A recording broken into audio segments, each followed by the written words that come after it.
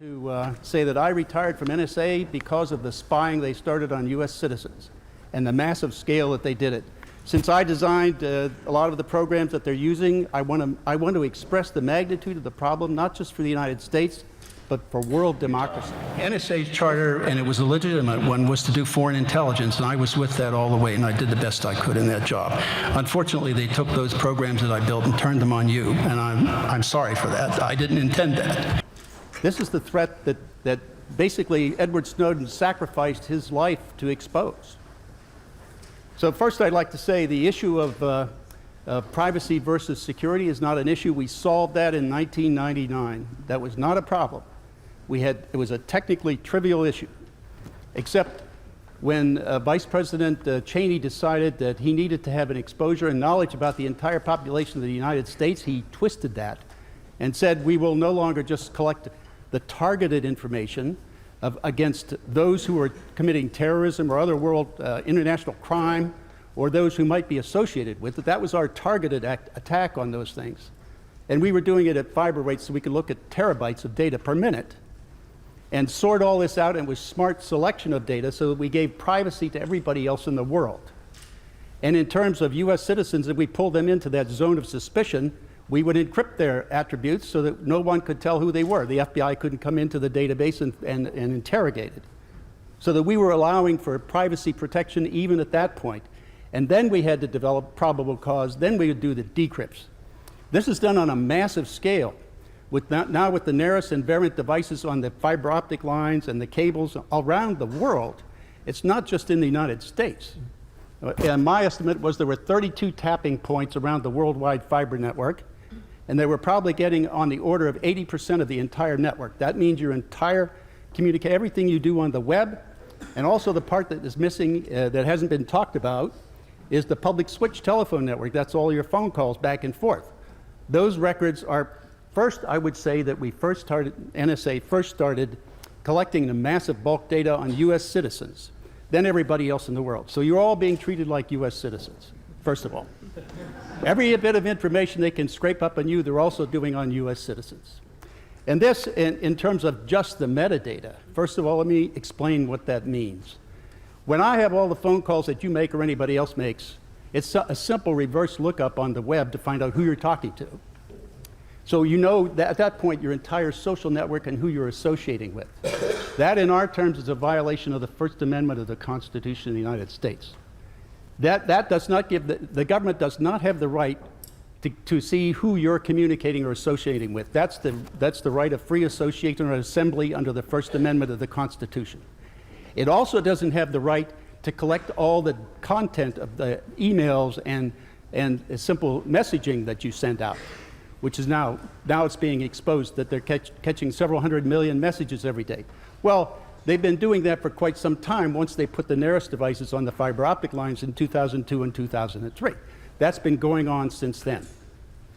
So all of this content is being collected, and so they're being analyzed, and all of these things are built into what I call the graph of a domain, like the phone network for worldwide. You can graph the trillions of transactions down to tens of billions of relationships in the world, which defines everybody's relationship, everybody you associate with. So at that point, I index all of these. This is what the software does. It's all done by software. It then indexes all the data to those specific links that you are communicating with, or those people you're communicating with. It indexes the emails to them and all of the other information they have available, and then it will condense it into a timeline that simply lays out all of the electronic signatures that you have throughout the day after day, year after year, so that they have this record to back analyze or retroactively analyze everything you've done since 2001. They never throw away anything. That's why they're building Bluffdale. They need all that storage to handle all the collection of content that they're taking in. And this is really all about US citizens. I mean, after all, how else would they review thousands of emails of General Petraeus and General Allen unless they had them stored? Also, Director Mueller of the FBI testified to the Senate Judiciary Committee on the 30th of March of 2011 that he got together with the DOD and created this technology database where he can go in and with one query retrieve all past and get all future emails on a person as they come in. So he's addressing that NSA data storage. So, and that others, in the summer of last year, they started to build another storage facility on NSA. This one's only 600,000 square feet. So it's a smaller one than Bluffdale, which is 1 million. But the graphing is then merged into first the phones and then email, and then now their objective is to turn all of these graphs in the third dimension and start to trace them one to the other so that you can now correlate everything you're doing. They're not there yet, and I reckon they have probably, from my estimate, is something of the order of 10 to 15 years to make that happen. So we have a little bit of time left, so it's not too late. But in the meantime, what they've done is they've allowed access to this data for law enforcement. Now, this is really what the purpose of the bulk collection is. It's for law enforcement worldwide, not terrorism. And the way they're doing it is they're allowing access to the FBI and the DEA to these databases.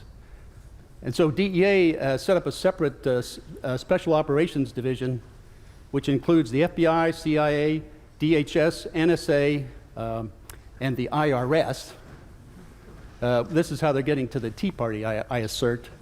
Also, also other political activities and any religious group that wants to get politically active.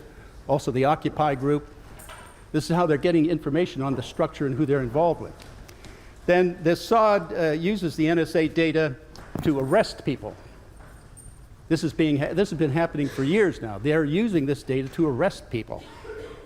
And as a part of this process, the rules for use of this information, they cannot disclose to the court in any affidavit or let the judges know or the prosecuting or defending attorneys know that this data came from NSA collection because it was acquired without a warrant. So it's not admissible in court.